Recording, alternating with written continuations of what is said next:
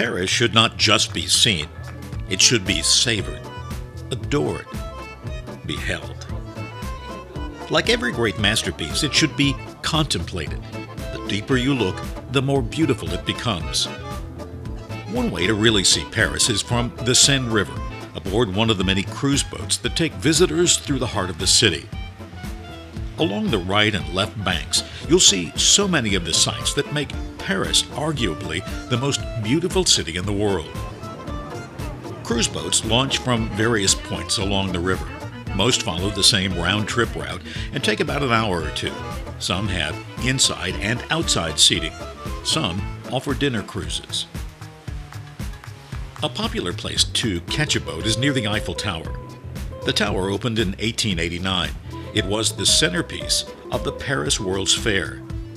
Today, over 7 million visitors a year take cable cars or walk to one of its 3 observation platforms. The tower is 1,063 feet or 324 meters tall. At night, it's illuminated. Thousands gather at sunset to wait. In September 2018, the crowd was treated to a very special light show produced by the country of Japan as an expression of its friendship with France. Paris has 37 bridges, or ponts. The Alexander III Bridge is arguably the most beautiful. It was a gift from Russia to commemorate the Franco-Russian alliance and opened in 1900 in time for the Great Exhibition. The bridge is illuminated by Art Nouveau lights. A relief in the center of the bridge pays tribute to the Alliance, and columns on each corner feature mythological figures celebrating the arts, science, commerce, and industry. On the right bank are the Grand and Petite Palaces, also built for the Great Exhibition. The glass-topped Grand Palace was inspired by the Crystal Palace in London. Its main hall is 240 meters or 263 yards long and is still used for special events and exhibitions. It will be one of the venues when Paris hosts the 2024 Summer Olympic Games. On the left bank is the Invalides. It was originally built as a hospital and home for French military veterans. Its domed church is the final resting place for Emperor Napoleon Bonaparte. Les Invalides is now used primarily as a military museum. Further on is the Palais Bourbon on the left bank. Since the Revolution, it's been the seat of the French National Assembly. Napoleon added the classical colonnade in 1806. The Pont de la Concorde was built in 1791. On the right bank is the Place de la Concorde, site of public executions during the Revolution. A bit further downriver is a pedestrian bridge called the Passerelle Léopold Sédan.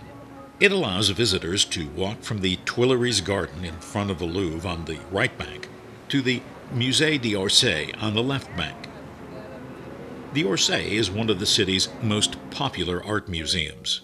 It began as a train station in 1898. In the 1970s, it was on the verge of being demolished to make way for a hotel, but it was saved and converted into a museum to display Impressionist and Post-Impressionist art.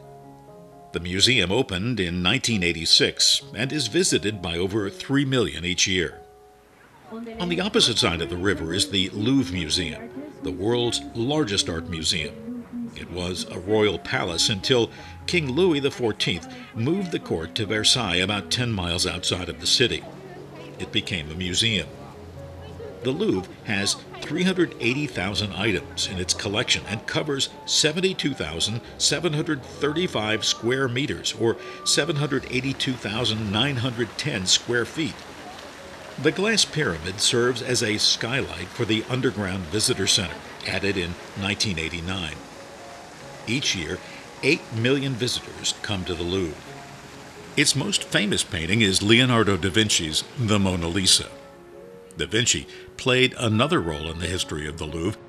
His name was part of the title of Dan Brown's best-selling novel and movie, The Da Vinci Code.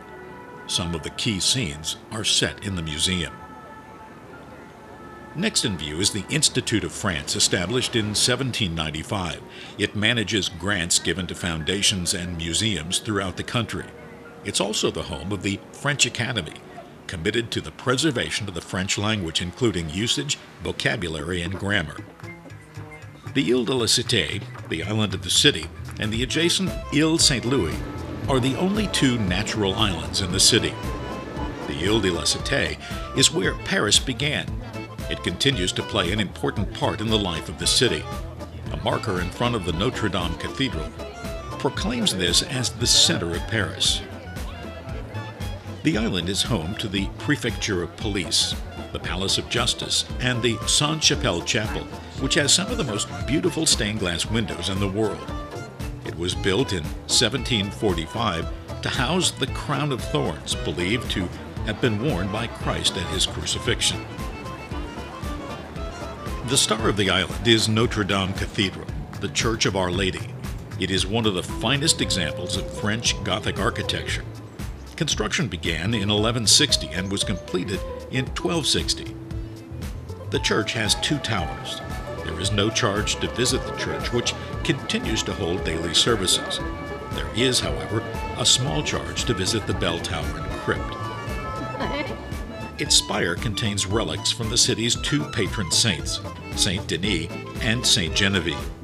Be sure to walk around the church to view the gardens at the end of the island and admire the architecture. Most of the boats turn around here and head back upriver. It gives you another look at the island, including a view of an old palace called the Concierge. After the Revolution, it housed prisoners. The most famous, Queen Marie Antoinette, who met her death by guillotine on October 16, 1793. On the tip of the island is the city's oldest existing bridge, the Pont Neuf, which ironically means New Bridge. It was built in 1578.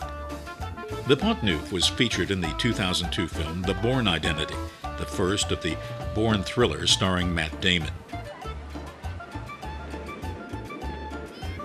Taking the River Seine cruise through Paris is a wonderful, relaxing way to get oriented to the city.